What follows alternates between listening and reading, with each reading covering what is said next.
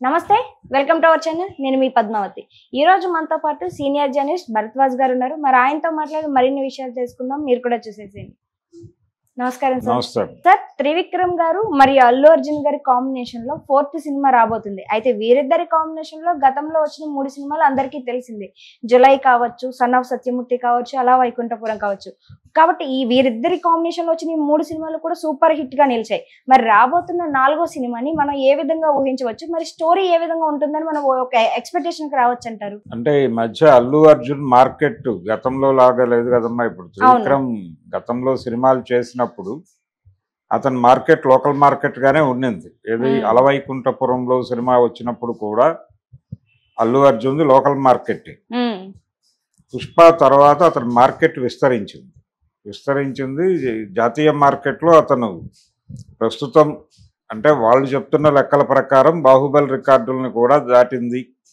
అనేది చెప్తున్నారు కాబట్టి ఇప్పుడు అల్లు అర్జున్తో సినిమా తీసేవాళ్ళు లోకల్ మార్కెట్ కోసమే సినిమా తీయాలని అనుకోరు కాబట్టి ఇప్పుడు త్రివిక్రమ్ శ్రీనివాస్ అల్లు అర్జున్తో సినిమా తీస్తే గతంలో తీసినటువంటి సబ్జెక్టులతో సినిమా తీయటం కుదరదు అందుకని ఆయన ఇప్పుడు పౌరాణిక నేపథ్యాన్ని ఎంచుకుంటున్నట్టుగా కనిపిస్తోంది అంటే ఒక రకంగా కార్తికేయుడి కథ అంటే కుమారస్వామి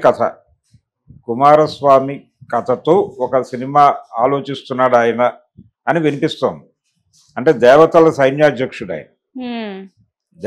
సైన్యాధ్యక్షుడిగా ఆయన జరిపినటువంటి యుద్ధాలు ఆ నేపథ్యంలో ఈ కథని డిజైన్ చేయటం కోసం త్రివిక్రమ్ శ్రీనివాస్ కాన్సన్ట్రేట్ చేశాడు అంటే ఇప్పుడు పురాణాలను అన్నింటినీ బయటకు తీసి ఒక రకంగా శైవభక్తి నేపథ్యంలో ఇది ఉండేటువంటి ఛాన్స్ ఉంది దాంతోపాటు ఈయన్ని దేవతల సైన్యాధ్యక్షుడిగా చెప్పటం అంటే దేవేంద్రుడు ఈ వ్యవహారం అంతా కూడా వైష్ణవ కల్ట్ దీన్ని మిక్స్ చేసి ఒక హిందూ ధార్మిక వ్యవహారాల మీద సినిమా నడుస్తుంది దీనికి డెఫినెట్గా జాతీయ మార్కెట్ ఉంది ఎందుకంటే ఆల్రెడీ మనం కార్తికేయ 2 లాంటి సినిమాలు అక్కడ కూడా పెద్ద విజయాలు సాధించినాయి కాబట్టి మార్కెట్ గ్యారంటీ ఉంది దీనికి అనే ఉద్దేశంతో ఇప్పుడు ఆ టాపిక్ మీద ఆయన రీసెర్చ్ చేస్తున్నాడు ప్రధానంగా కార్తికేయ అంటే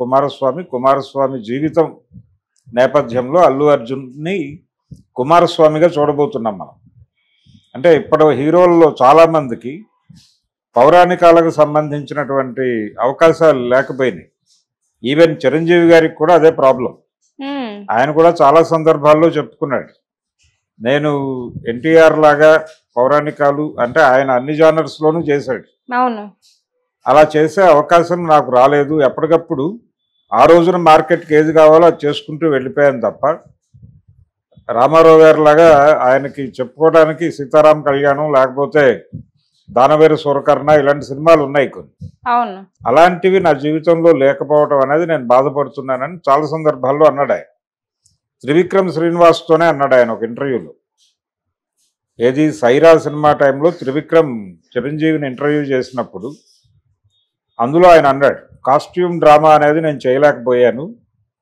ఆ అవకాశం నాకు రాలేదు అని కానీ ఆయనకు ఒకసారి వచ్చింది అవకాశం కానీ అది వర్కౌట్ అవ్వలేదు ఆయనతో వీరార్జున అనే పేరుతో ఒక పౌరాణిక సినిమా చేద్దామని సుబ్బరామిరెడ్డి గారు అనుకున్నాడు సుబ్బరామిరెడ్డి గారు ఓపెన్గా మీడియా ముందు అన్నాడు ఆ మాట అది పేపర్లో వచ్చింది అయితే స్ట్రైట్ రౌడీలో ఆయనతో అర్జునుడి గెటప్ వేయించారు అది బాగుంది అనే అభిప్రాయం కూడా చాలామంది వ్యక్తం చేశారు దాంతో వీరార్జున అనే టైటిల్ అనౌన్స్ చేశాడు ఆయన కానీ ఆ ప్రాజెక్ట్ ముందుకు ఆగిపోయింది రకరకాల కారణాల చేత అలా ఆయన పౌరాణికాలు చేయలేదు అనే ఒక బాధ పెయిన్ ఉంది ఆయన కాబట్టి ఇప్పుడు ఈ జనరేషన్లో అల్లు అర్జున్కి ఒక పౌరాణికం చేసే ఛాన్స్ దొరికేలాగా కనిపిస్తోంది అంటే Trivikram Srinivas in detail work చేసి దాన్ని ప్రాపర్గా తీయగలిగితే ఒక మంచి పౌరాణిక సినిమాగానే చేయగలడు అతను ఎందుకంటే తనకు కొంత ఆ ఏరియాలో చదివేటువంటి లక్షణం ఉంది పరిశోధన చేసేటువంటి లక్షణం ఉంది కాబట్టి ఒక బెటర్ సినిమా ఆర్గనైజ్ చేయగలడు అనే నమ్మకం అయితే జనాలకు ఉంది. ఆ నమ్మకాన్ని నిలబెట్టుకునేలాగా సినిమా ఉంటుందని అనుకుందాం. అల్లు అర్జున్కి ఒకవేళ అదే అయితే అదృష్టమే. అంటే ఈ జనరేషన్లో అలాంటి అవకాశం దొరికినటువంటి హీరో ప్రభాస్ ఒకడు కనిపిస్తున్నాడు. ప్రభాస్కి ఇప్పుడు కల్కి 2లో ఆయన్ని పూర్తి స్థాయి కర్ణుడిగా చూపించే అవకాశం ఉంది. కాబట్టి కర్ణుడి క్యారెక్టర్ చేయడంతో పాటు ఆయన ఇంతకుముందు ఆదిపురుషులో రాముడిగా కూడా కనిపించేశాడు. రాముడిగా కనిపించేశాడు. 2 పౌరాణిక పాత్రలు చేసిన తృప్తి అతనికి మిగులుతుంది. ఇది అంటే కర్ణుడిగా ఆల్రెడీ కృష్ణరాజు గారు చేసి మంచి పేరు సంపాదించుకున్నాడు గతంలో. కురుక్షేత్రంలో కర్ణుడు ఆయనే. ఆ సినిమాలో అందరి మీద విమర్శలు ఉన్నాయి, కానీ కృష్ణరాజు గారికి ఒక రకంగా ఆయన మీద బాగా చేశాడు అనేటువంటి అభిప్రాయమే అందరూ చెప్పారు. ఇప్పుడు అలా కర్ణుడిగా రాముడిగా 2 క్యారెక్టర్లు ఆల్రెడీ చేశాడు ఆయన. ఇప్పుడు ఇంకెవరున్నారు అంటే ఇప్పుడు వీళ్ళిద్దరి మధ్య పాన్ ఇండియా మార్కెట్లో ఒక పోటీ ఉంది, ప్రభాస్కి అల్లు అర్జున్కి. మిగిలిన హీరోలు ఉన్నారు, కానీ కంపారిటివ్గా ఇప్పుడు ప్రధానమైనటువంటి పోటీ ప్రభాస్ వర్సెస్ అల్లు అర్జునే నడుస్తోంది. అందుకని ఇప్పుడు ఈయన రియల్గా గనక కుమారస్వామి కథతో సినిమా సిన్సియర్గా కొంచెం ప్రాపర్గా డిజైన్ చేసి, అంటే పౌరాణికాలు చేసేటప్పుడు అపహాస్యం చేయకూడదు. అపహాస్యం చేయకుండా ప్రజల నమ్మకాల్లో, ప్రజల మనసుల్లో ఏ స్వరూపాలు అయితే ఎలా ఉన్నాయో, ఏ నమ్మకాల ఆధారంగా పాత్రలు ఉన్నాయో వాటికి అనుగుణమైనటువంటి చిత్రీకరణే ఉండాలి. ఇది మనకు ఆదిపురుష్ అనే సినిమా నేర్పించింది. ఆదిపురుష్లో ఆయన కొంచెం వేరే అటైర్లోకి తీసుకెళ్లే ప్రయత్నం చేసి దెబ్బతిన్నాడు డైరెక్టర్ ఓం రౌత్. అలాంటి తప్పు చేయకుండా ప్రాపర్గా గనక ఒక పౌరాణికం తీస్తే జనాలు ఆదరించడానికి సిద్ధంగానే ఉన్నారు. కనుక ఈసారి ఈ సినిమా ద్వారా తన మార్కెట్ కూడా పెరుగుతుంది. త్రివిక్రమ్ శ్రీనివాస్ మీద ఇప్పటి వరకు ఉన్న ఆరోపణ ఏంటంటే ఆయన లోకల్ మార్కెట్ని టార్గెట్ చేసి మంచి కథలు చెప్పగలడు. రెండోది, ఆయన తీసేటువంటి ప్రతి సినిమాకి ఏదో ఒక నవల పునాది ఉంటుంది. ఆయన చేసినటువంటి గుంటూరు కారం సినిమాకి కూడా కీర్తి కిరీటాలు అనేటువంటి అద్దనపూడి గారి నవల పునాది. అలా ఆయన చేసిన ప్రతి సినిమాకి ఏదో ఒక పాత నవల పునాదిగా ఉంటూ వస్తుంది. కాబట్టి ఇలాంటి కథలు బాగానే డిజైన్ చేస్తాడు ఆయన. పాన్ ఇండియా మార్కెట్కి ఈ కథలు ఎలా ఎక్కించగలడు అనే అభిప్రాయం చాలామందికి ఉంది. నిజానికి ఒక పని చేయొచ్చు, ఆయన లోకల్ ఇష్యూని గ్లోబల్ లెవెల్లో చెప్పడం అనేది ఒక ప్రోగ్రామ్ చేయొచ్చు. కానీ ఎందుకు వచ్చిన రిస్క్ అనే ఉద్దేశంతో ఆయన ఇప్పుడు ఈ పౌరాణిక చిత్రం తీసే బాధ్యత భుజానికి ఎత్తుకుంటున్నాడు అని వినిపిస్తోంది. ఇది హారిక అండ్ హాసిని బ్యానర్లో ఉండే అవకాశం ఉంది ఈ సినిమా. ఇప్పుడు డాకు మహారాజ్తో హిట్ కొట్టినటువంటి ప్రొడ్యూసర్ గారు, అలాగే ఇంతకుముందు అలవైకుంఠపురం చేసినటువంటి రాధాకృష్ణ గారు, వీళ్ళిద్దరూ కలిసి ఈ సినిమా నిర్మాణంలో ఉంటారు. అలా ఇది ఒక ప్రెస్టీజియస్ మూవీగా తెలుగు ప్రేక్షకులకు, అంటే ఇప్పటివరకు పౌరాణికం తీయాలంటే దాన్ని సౌత్ ఇండియన్ డైరెక్టర్లే బాగా హ్యాండిల్ చేయగలరు అనేటువంటి ఒక ఇమేజ్ ఉంది.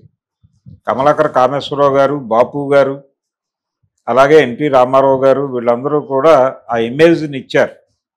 ఇప్పుడు ఆ ఇమేజ్ని నిలబెట్టుకునే లెవెల్లో త్రివిక్రమ్ గారు ఈ పౌరాణికం చేయగలరా, లేదు ఆయన ఇదే కథను తీసుకుని దాన్ని సోషలైజ్ చేసి ఏమైనా డ్రామా చేస్తాడా అనేది చూడాలంటే చాలా సినిమాలకి పురాణాల ఆలంబన ఉంటుంది. ఇప్పుడు ఈవెన్ షోలే సినిమా కూడా అది ఒక రకంగా బాలకాండే, రామాయణంలో బాలకాండే షోలే సినిమా. ఎలా అంటే విశ్వామిత్రుడు వచ్చి దశరథుడిని అడుగుతాడు, అయ్యా మీ 2 పిల్లల్ని పంపిస్తే అక్కడ మేము యాగం చేసుకుంటుంటే, మేము ఏదో యజ్ఞం చేసుకుంటుంటే అక్కడికి వచ్చి గొడవ చేస్తున్నారు వాళ్ళు, కాబట్టి వాళ్ళ నుంచి మమ్మల్ని కాపాడటానికి నువ్వు మీ 2 కొడుకుల్ని పంపిస్తాయి, వాళ్ళని వాడుకుని మేము అక్కడ యాగాలు అవి చేసుకోగలుగుతాం అని అడుగుతాడు. అడిగినప్పుడు రామలక్ష్మణుల్ని పంపిస్తాడు. ఈయన ముందు పంపించడం అంటాడు, ఫైనల్గా పంపిస్తాడు. వశిష్ఠుడు చెప్పి పంపిస్తాడు, పంపించేం పర్లేదు ఇది మంచిగా జరుగుతుంది అని చెప్తే పంపిస్తాడు. ఈ వెళ్ళిన వాళ్ళకి రకరకాల అస్త్రాలు శస్త్రాలు అవన్నీ కూడా నేర్పి వాళ్ళని తీసుకెళ్ళి అక్కడ యాగరక్షణ కోసం వినియోగించుకుంటాడు విశ్వామిత్రుడు. అదే లైన్ యాజ్ ఇట్ ఈజ్గా షోలే సినిమా. అంటే రాంపూర్ అనేటువంటి విలేజ్ మీద తరచూ దోపిడీ దొంగలు బందిపోట్లు పడి దాడులు చేస్తూ ఉంటారు, ప్రజలు బతకలేని పరిస్థితి వస్తుంది. అప్పుడు సంజీవ్ కుమార్ అనేటువంటి ఒక మాజీ జైలరు, మాజీ పోలీస్ ఆఫీసరు వెళ్ళి ప్రభుత్వాన్ని అడుగుతాడు, నాకు ఇద్దరు కావాలి, ఒక ఇద్దరిని గనక మీరు ఇస్తే నేను వాళ్ళిద్దరితో అక్కడ శత్రు సంహారం చేస్తాను అని. ఎవరు వాళ్ళు అంటే వాళ్ళ జైల్లో ఉన్నారు, వాళ్ళిద్దరిని నేనే పట్టుకున్నాను, వాళ్ళిద్దరితో నాకు ఈ పని చేయగలను అనే కాన్ఫిడెన్స్ ఉంది, కాబట్టి వాళ్ళిద్దరిని నాకు ఇవ్వండి అని అడుగుతాడు. ప్రభుత్వం యాక్సెప్ట్ చేస్తుంది, వాళ్ళిద్దరిని తీసుకొస్తాడు. ధర్మేంద్ర, అమితాబ్ బచ్చన్ వాళ్ళిద్దరిని తీసుకొచ్చి వాళ్ళని ముందు పెట్టి గ్రామస్తుల్లో ధైర్యాన్ని నింపి ఆ బందిపోట్లని ఆయన ఎలా ఎదుర్కొన్నాడు అనేది కథ. అంటే విశ్వామిత్రుడిగా మనం సంజీవ్ కుమార్ని, రామలక్ష్మణుల పాత్రల్లో ధర్మేంద్రని, అమితాబ్ బచ్చన్ని అనుకుంటే ఇది దాదాపు బాలకాండే. అలా పౌరాణికాల రెఫరెన్స్తో సాంఘికాలు తీసిన చరిత్ర ఉంది మనకి. మరి ఇప్పుడు త్రివిక్రమ్ శ్రీనివాస్ గారు కూడా అలా ఈ కుమారస్వామి కథని సోషలైజ్ చేసి తీస్తాడా, లేకపోతే పౌరాణికంగానే తీస్తాడా?